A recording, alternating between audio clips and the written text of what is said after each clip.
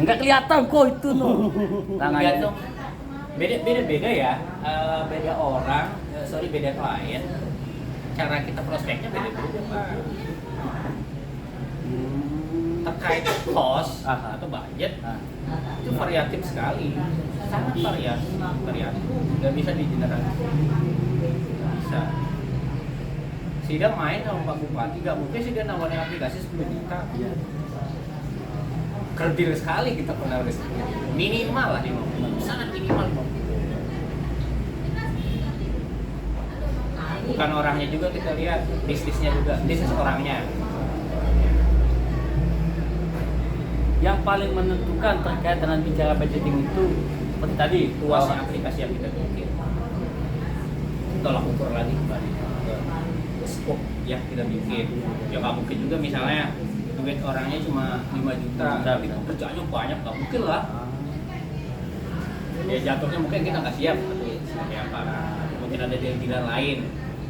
Biasanya kita kolaborasi, dia jual ke orang lain atau mungkin ya model bisnisnya kita bikin di situ gitu, karena uangnya invest awal untuk kita development hanya misal kurang dari 10 juta, tapi pekerjaannya mungkin kan budgetnya 50 mungkin nggak mungkin kita akan masuk deal lain. Kalau kita bicara contoh satu aja yang kita jadi buat apa istilahnya contoh lah ya, sampel satu KP misalnya. Tapi kan yang saat ini kan bisa dikatakan KP-KP ini hanya menggunakan aplikasi general biasa aja, kebutuhan untuk kasir doang. Iya. Nanti dia pengen ada pengembangan, dia punya data pelanggan kah, lokasi alamat pelanggan kah, ID pelanggan, apalah gitu untuk bisa nanti istilahnya promosi segala macam.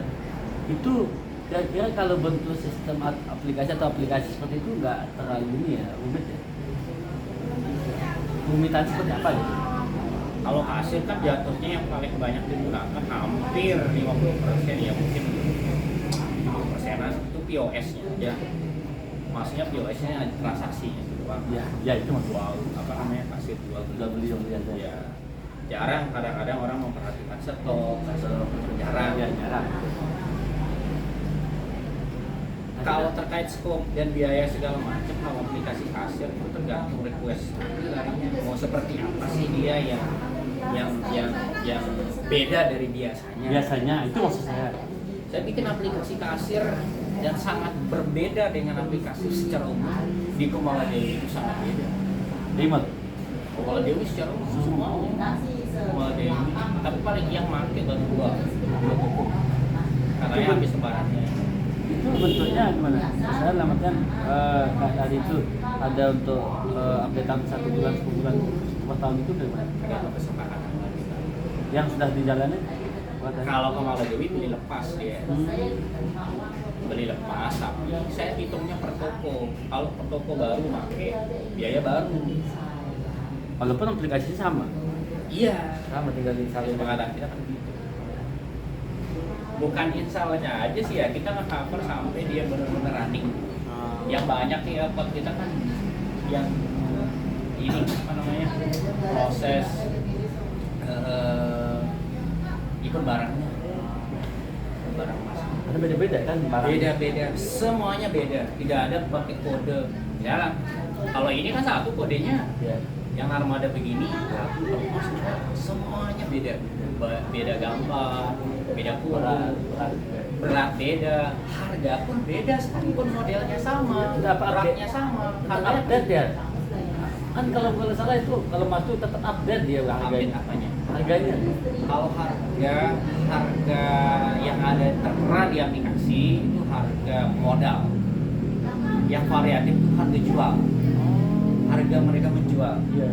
Dan itu tidak tertera di aplikasi. Harga menjual per gram. Ini view dari si ownernya kasih apa namanya, brief ke apa namanya, pelayan toko. Hari ini kita jual segini, hari ini jual segini segala. Terus nanti aplikasi nggak ribet. Maksudnya mereka kan misalnya 100, tiba-tiba jual 200, 150 gitu. Besok lagi 170 gitu. Nanti aplikasinya gimana? Aplikasi hanya cover modal Pak. Misalnya Kata penjualannya kayak gimana? Data penjualannya. Ada, data penjualannya ada. Tapi kan harganya tiap hari beda-beda. Hari Ada ini masalah. Patokan kita adalah harga modal itu. Misal ini barang emas ini harganya dibeli per gram 900. Oke. Bulan lalu masih di etalase nih belum terjual. Terjual lah hari ini misalnya 1.100.000. 100. Nanti yang kelihatan di situ di transaksi cuma defisit ininya, apakah dia untung, apakah dia rugi gitu dari yang setelah tadi itu. Sekarang program 7.100. Iya. Berarti untungnya segitu kan bisa dilihat. Itu yang bisa dilihat gitu transaksi penjualan. Kalau terkait harga itu pure pada saat dia menjual itu saja dia keluarkan. Sekarang kalau sebelum lebaran itu pas kalau kata sekarang 1.100.000 per gram. Jauh lebih deh. Karena perang dunia, perang itu loh. Iya. Rusia itu ya? Itu betul Pak, berdampak kemarin belum lebaran, seminggu sebelum lebaran. Transaksi yang saya lihat itu satu toko bisa 1,5 miliar, 1 miliar sekian. Transaksi uang masuk banyak. Orang membeli, orang menjual itu sedikit cenderung. Kebanyakan orang punya uang aja beli terus nih. Nah, di sini saya lihat per gram itu pas. Setelah lebaran saat ini Pak, tadi itu 100. Gak jauh beda. Emang dolar naik sekarang kan sampai $16 kan? 15.000 kan sekarang? Dolar naik hari ini kan? Nah, kondisi barang yang di etalase nggak ada berpengaruh sama harga yang saya akan jual itu. Dia hanya bisa ngelihat defisit atau untung rugi doang. Jadi misalnya dia beli ini dulu bulan lalu misalnya 1.100.000, sekarang misalnya 1 juta, dia nggak langsung tahu bahwa barang ini dia rugi. Dia owner ngelihat transaksi bahwa barang bisa rugi 100.000. Tapi cenderung nggak sih. Nggak ada sih tadi. Emas itu nggak ada sih. Yang kami baca sederhana sekali dangkalnya kali. Yang kami baca nih kebutuhan semua toko, semua usaha yang lain itu kan pertama dia pakai kris sekarang. Ya. Kris itu kalau kita aplikasikan Membuat payment gateway Pak. Nah nanti kalau dia langsung masuk ke aplikasi nih, aplikasinya dia. Bisa. Nah kalau biar dia nanti kris itu langsung masuk ke aplikasinya dia, semua data transaksinya, apalagi nanti kita bentuk istilah pelanggan itu, kayaknya lebih menarik dia ketika nanti untuk menambah omset atau pendapatan dari unit usaha itu, dia sistem digital begini. Nah pertanyaannya kira-kira nih kalau kita sentuh unit usaha seperti tadi itu untuk paymentnya atau untuk transaksinya, tapi dia berbentuk database. Lamatan ada data gitu, database untuk penjualan kah, untuk data pelanggan kah, untuk data omset, untung rugi kah, itu gimana menurut? Kalau kita bentuk promosinya. Kalau kita masuk ke sektor ini UMKM, Ya. aplikasi sudah banyak banget Pak. Sangat banyak berseliweran di salah satu Play Store. Dan itu free cuma-cuma. Hanya beberapa yang ngasih fitur premium yang mungkin nggak biasanya ada tuh fitur itu.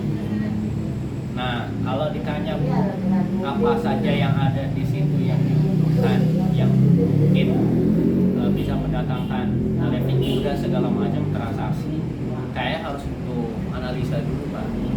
Apa saja yang kita butuhkan, mungkin survei beberapa UMKM tuh, kelotoran KP apa saja sih kesulitan dan segala macam. Sambilan survei aplikasi-aplikasi yang sudah ada itu apa saja sih yang belum ada di antara sebanyak itu. Biasanya kita bikin produk SaaS kayak begitu Pak. Misal ada produk satu, calon kompetitor kita nih, kita pura-pura aja daftar di dia, meeting segala macam. Tujuan kita adalah mereview punyanya dia. Dan itu perusahaan besar, skala sangat besar, kita kayak begitu mainnya Pak. Kita cuma pura-pura aja. Jadi pelanggan, jadi mitranya, dapat informasinya. Saya bikin SaaS leadernya saat itu. Kita survei tiga kompetitor, tiga kompetitor. Itu gabung semua gitu? Gabung dulu gitu maksudnya? Ya beda-beda lembaga kita masuk di beda-beda ini kompetitor. Baru di situ kita simpulin apa yang menjadi unique selling point kita dari sekian banyak kompetitor. Itu perlu kita tangkap ya teman. Seperti tadi yang kita coba gabung dulu, kita gali informasinya, cara mainnya. Karena kan tidak semua produk digital ini kita pasain gitu kan. Kita pelajari dulu cara mainnya. Yang paling penting itu kuasai apa yang kita bikin aja sih. Kuasai banyak. Harus benar-benar satu. Ya, satu.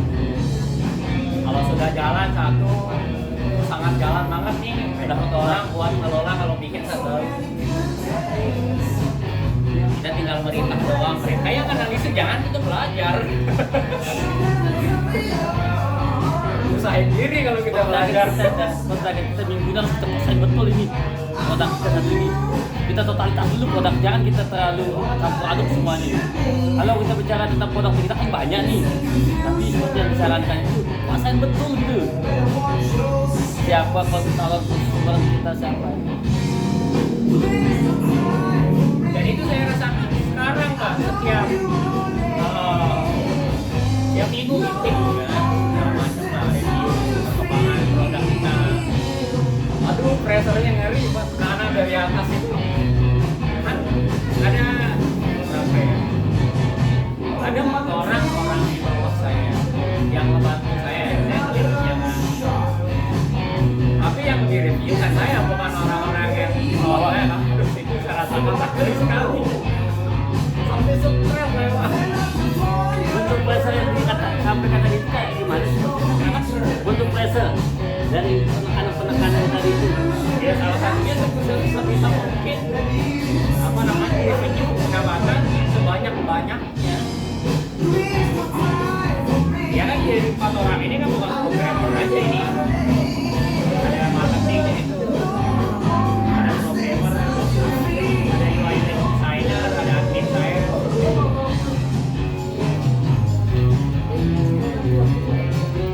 Terus sekarang ini fokusnya bagaimana? Mana?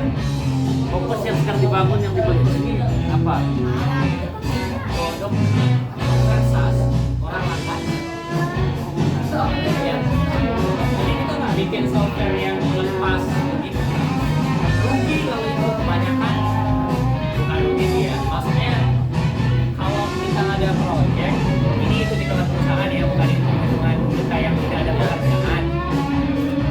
Kalau hitungan perusahaan, lebih cenderung mereka memperhatikan software yang berkelanjutan duitnya masuk.